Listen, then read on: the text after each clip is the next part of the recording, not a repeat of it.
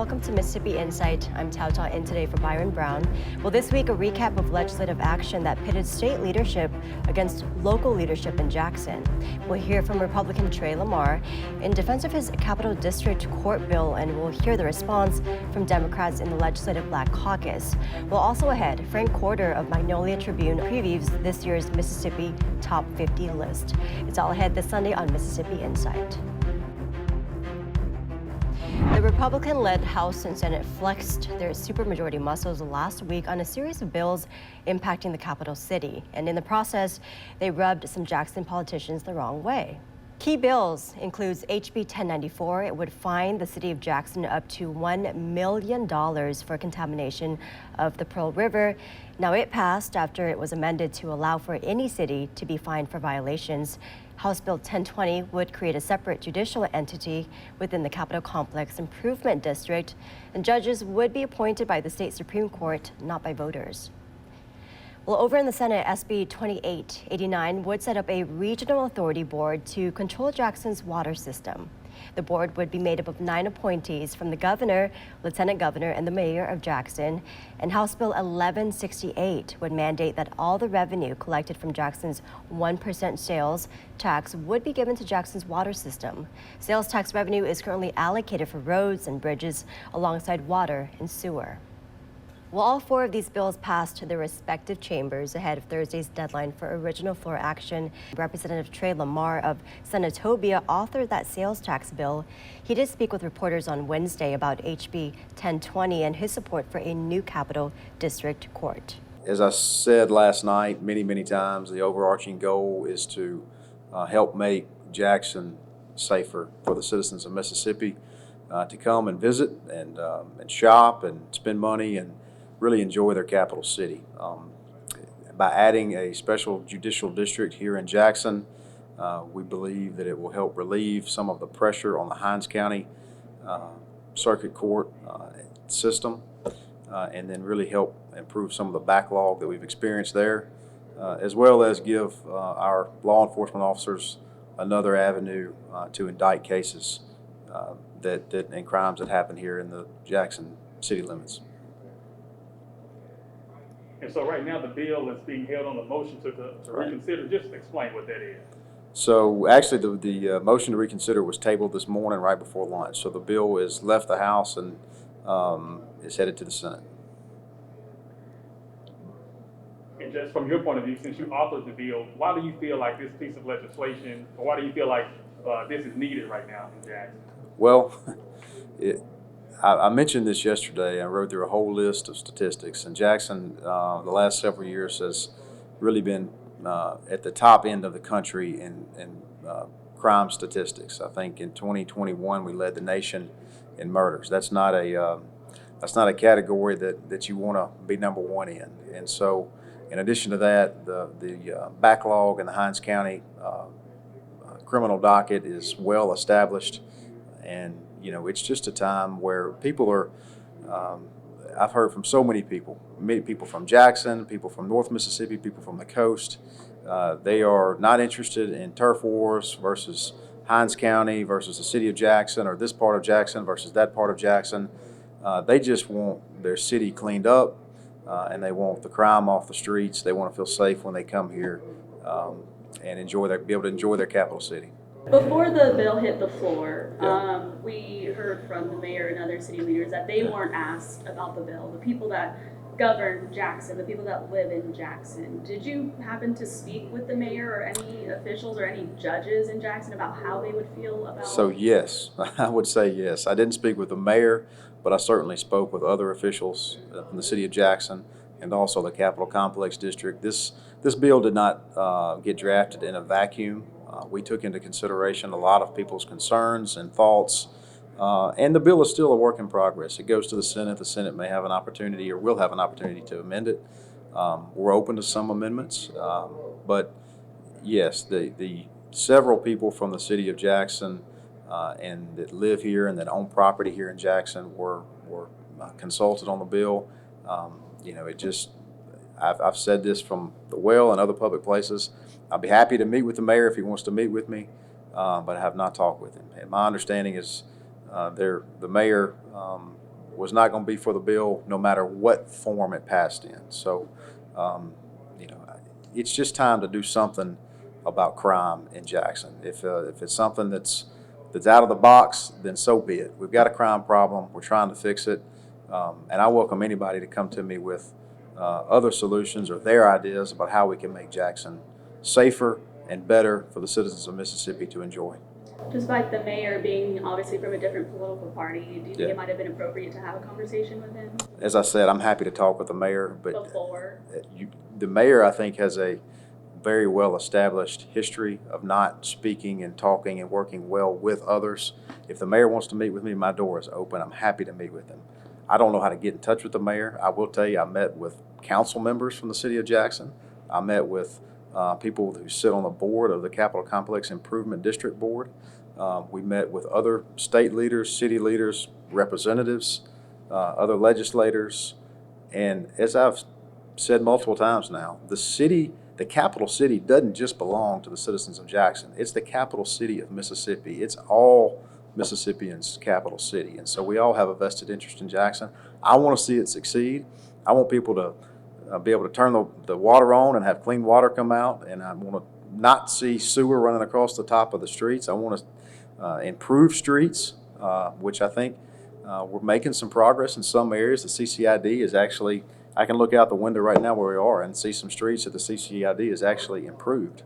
But crime is a big part of the problem. People are not going to come to a city and invest millions of dollars and create jobs in a city where they just don't feel safe. The statistics back it up. I said last night many times, I want to talk about facts. I don't want to talk about all these elements that happened 50 years ago or 100 years ago or what somebody thinks might happen in the future. I just want to deal in the facts. And the fact is, Jackson has a crime problem. The Hinds County Judiciary has a severe backlog in cases, and this bill is designed to help in both of those areas. So, and just from your perspective, I know you mentioned not speaking to the mayor. Members of the Hinds County delegation also expressed that they weren't consulted. So I'm just asking you, why didn't you speak to the mayor or the members of the Hinds County delegation before? I would take exception that I didn't speak with them. I talked with many members of the Democrat caucus. We had a committee meeting 2 weeks ago where we discussed the bill at length. After the meeting, I had meetings with Representative Earl Banks and others. I won't go into all the names, but I certainly have met and talked with anybody who wants to talk with me about the bill. As I said last night, I've had an open door policy, and I'm happy to continue to have that policy. Did you speak with them before the bill was introduced to let them know that it was going to be? Yes, we did. We discussed, and again, this bill is something that did not just happen in a vacuum.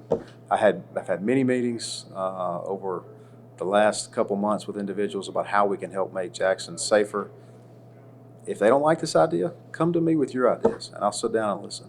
But I think this is an idea to help improve the court system here in Hinds County and help take some of the backlog and the pressure off the system. And we'll see. It passed the House last night. We'll see what happens to it in the Senate. How would you describe kind of the original intent of the CCID? I've heard some people say it's for infrastructure and beautification even. Yeah. There seems to be some different thought on that. So the original intent was to, again, go back and look at the vote count from 2017. In fact, I've got it in my office if you want to see it. But it was a bipartisan effort to bring some assistance to the city of Jackson for infrastructure means. There was a version that was created from the state general fund that actually funds the CCID. By the way, the bill that we passed last night increases that, so it would provide additional tax dollars coming in to the city of Jackson area for infrastructure improvements.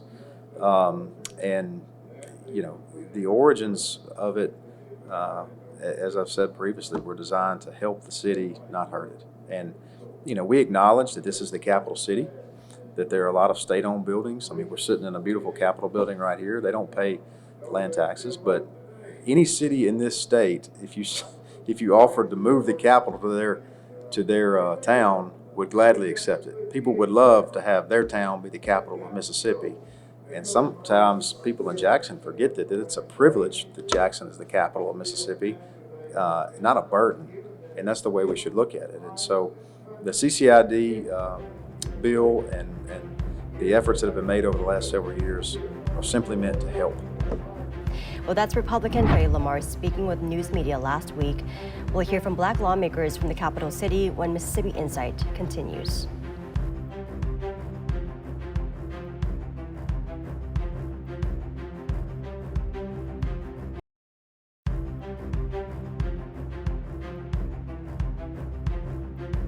Well, we've heard from House Republican leadership this morning on bills that would directly impact services in the city of Jackson. And then last week, Black and Democratic lawmakers, many from the capital city itself, came together to voice their frustration with those efforts. Here's Senator Angela Turner Ford, chair of the Legislative Black Caucus, kicking off a news conference with those members on Wednesday.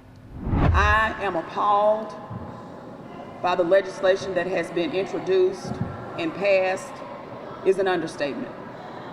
Time and time again, we heard members of the Jackson delegation saying that they had not been consulted, they had not been brought into discussions, and that any input they could have offered was overlooked when these legislations or these bills were introduced. And so we are here to express our outrage, our discontent, and flat out frustration with this process. A couple of months ago, we got $800 million from the federal government. Now last year, to be perfectly honest, there was a lot of discussion about doing a taking last year, creating an authority last year. And when folks realized, oh, wait a minute, what about the liability? What about the debt? Folks backed away from it. But lo and behold, we get $800 million and they want to get involved now. You know, we have a third-party manager that has been appointed by a federal judge to help fix the water system and the building and collections. He has been installed, he is eminently qualified, so why don't we let this man do his job?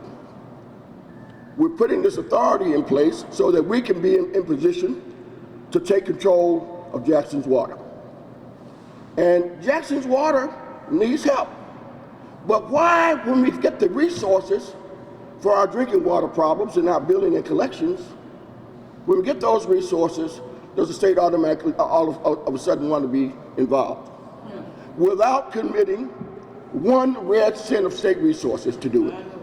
Not 1 penny has been offered by the state of Mississippi through its own monies, its own general fund, its own bond capacity. Why has there not been an offer of help in that regard? The only money the city of Jackson is getting toward its infrastructure issues is coming from the federal government. This is not the Mississippi that our ancestors worked their hands to the bone for, took care of their babies for, sacrificed their families and their way of living for, marched and organized for, went to jail for, beaten and killed for. It is not the Mississippi that we have hoped for our children and for generations to come, and that we work so diligently every single day to help move forward. This is not about public safety. This is not about helping the citizens of the city of Jackson.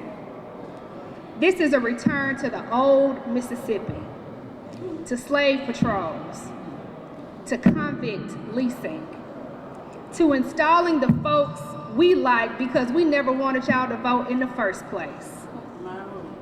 It's a return to a shameful past that kept us pushed out, kicked out, and silenced. We don't want to work with you, so we'll advise and put together a plan to work against you. But this is not the end of our story. This is just the beginning of a new chapter. And let me tell you, I don't need permission to carry out my assignment. What God has called us to do, can't no man tear us down. So colleagues, elected officials, City of Jackson citizens, and all of the advocates and activists who have stood with us, I want you to be encouraged. Get ready, because it's time for a new Mississippi. Thank you.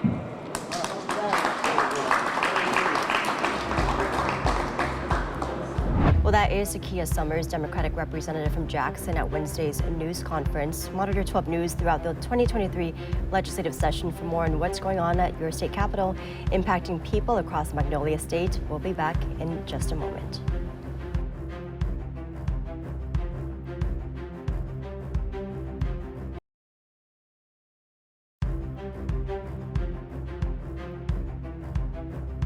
In less than 2 weeks, MagnoliaTribune.com will unveil this year's list of Mississippi's top 50 influencers. This is the 6th year of the annual awards event, and WJTV is among several sponsors. And joining us to talk more about the Mississippi Top 50 is Frank Corder. He is editor-at-large for MagnoliaTribune.com. And Frank, welcome back to Mississippi Insight.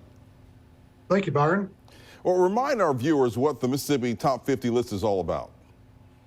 Yeah, so the Mississippi Top 50 is the top 50 individuals during the past year that are viewed to have made a very significant impact and a lasting impact on our state in terms of influencing public policy, culture, media, business, and the like. These top 50 are selected by a very confidential vetting committee that looks at the hundreds and hundreds of submissions that we get from all across the state. And so those top 50 are selected and they're honored at that event. We also have be honoring 2 Hall of Fame honorees this year as well, as we've done in the past. Yeah, this is the 6th annual list, but it's the first year that the Magnolia Tribune has organized it. So will followers notice any kind of differences from years past when you all politics led the event? Yeah, so, with Magnolia Tribune's transition, we have maintained our relationship, of course, with you guys at WJTV, and we've added some more sponsors to help put on the event, like C Spire and Atmos Energy and Capital Resources and Farm Bureau Federation and the Payne Group. All of these entities are putting this on to help recognize these individuals. The event will basically maintain as it has in the past. Of course, Walt Grayson with WJTV will be one of the MCs, and we're looking forward to having him back as well. It's just a great time to celebrate the people who are making a difference in our great state. Yeah, and why is it important for you and to open this up to folks across the political spectrum?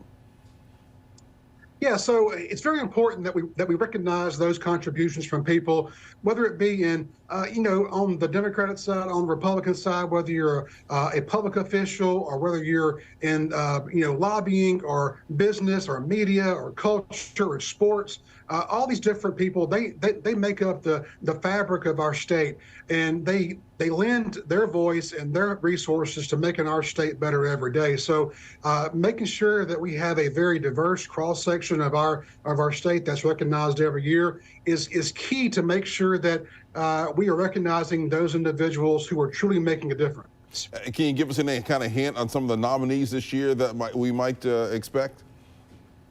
Well, I will do this. I will unveil the 2 Hall of Fame honorees that we're honoring this year. First one is James Meredith. Of course, everyone knows James Meredith, a great civil rights icon, and also Senator Roger Wicker. He's been very influential for our state for many, many years. So those 2 will be the Hall of Fame honorees this year, along with the top 50 list of honorees, which will be unveiled that evening. And talk about the event itself on February 23rd. What happens at the award? It's a dinner occasion, or what's going to happen there? Yeah, so on February 23rd at the Old Capitol Inn, we'll be honoring these individuals. They'll be there for a reception at 6 p.m. To kind of mingle and get to know folks and network. And at 7, we'll start our actual program where Walt and I will come to the stage, and we will start the program to honor these individuals. And James Meredith and Senator Wicker, they will be addressing the crowd that's gathered there, offering their perspective of how they've been able to help move the dynamic forward in our state in a very positive way. And those Hall of Fame honoree speeches are always very well done. Last year, Representative Alice Clark was there, and she gave a great speech about her time in the state house, of which now she is retiring from this year. So the people who are gathered get treated to some history and get to mingle with some of our state's living legends. Yeah, how can folks learn more about what's going to happen on the 23rd? Sure, you can visit us at Mississippi Top 50 or mstop50.com and across Facebook and Twitter as well. Or you can visit us at magnoliatribune.com, and we have spots there as well to direct folks to that page. Frank Corder, always good talking to you, and thank you for joining us. You too. Thanks, Byron. All right, and we'll be right back.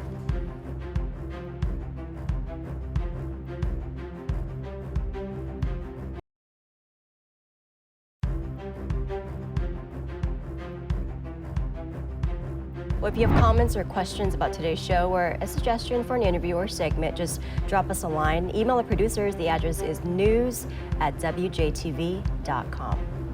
Now, big thanks to Magnolia Tribune's Frank Corder for joining us this week as well. Byron Brown returns next weekend with more of the political and current affairs coverage that you demand. And I'll see you tomorrow on 12 News Monday morning. I'm Thao Ta for all of us here. Make it a great weekend.